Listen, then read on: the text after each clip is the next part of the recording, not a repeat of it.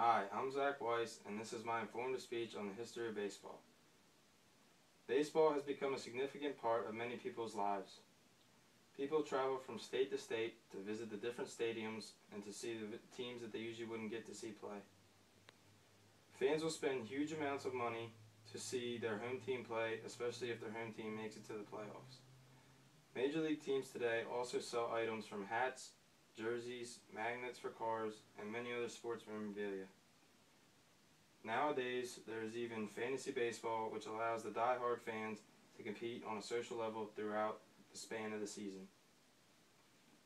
This great American game can be traced back to the 18th century when amateurs played a baseball-like game. They played the game with their own informal rules and makeshift equipment, like using rocks as bases, smaller rocks as a baseball, and a stick for a bat. The earliest known mention of baseball in the United States was a 1791 Pittsfield, Massachusetts ordinance banning the playing of the game within 80 yards of the town meeting house. There was also a British sports writer named Chadwick who said in 1903 speculated that the game of baseball derived from a British game called rounders. Although many American sports writers have denied these speculations that this great American game was derived from Great Britain. 54 years after the earliest mention of baseball, the New York Knickerbockers were the first team to play the game under modern rules. The club was founded on September 23, 1845, as a social club for the upper middle class of New York City. The club members formulated the Knickerbocker rules, which mostly dealt with organizational matters, but also made rule changes for the play of game. One of the main rule changes that they enforced was prohibiting the fielder to get a runner out by hitting them with the baseball by throwing it. The Knickerbocker rules required the fielders to tag or force the runners out, much like today's game is played. This rule change also prevented many fistfights and arguments that resulted from the earlier rules, which allowed them to throw the ball at the runner. Then, in 1857, 16 New York area clubs formed the National Association of Baseball Players. The NABBP was the first organization to govern the sport and to establish a championship. Throughout the history of baseball, there have been many different eras that the game has gone through. One of these is the dead ball era, which is considered to have lasted from the turn of the century into the beginning of the early 1920s. This time period for the game was called the dead ball era because they used a dead or almost soft ball to play the game. The same ball was usually used for an entire game, unlike today's game where if a pitcher throws a pitch in the dirt, they get a brand new ball. As a result of using a dead ball, home runs were a lot more rare than they are today. But other than the dead baseballs affecting the amount of home runs that were hit, the ballparks were much more wide open and had deeper fences.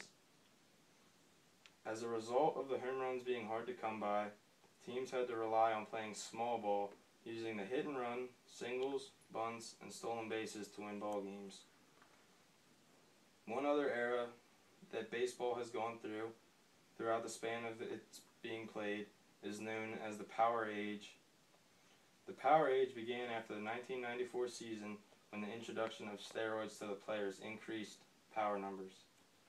The factors that played into the increased power numbers were smaller ballparks, juiced baseballs, implying that the baseballs were wound tighter, thus traveling farther off the bat, and it was implied that the pitchers of this era were of lesser quality because of the large amount of teams. As a result of these many factors making up the Power Age, the game began to see players hitting upwards of 40 and 50 home runs.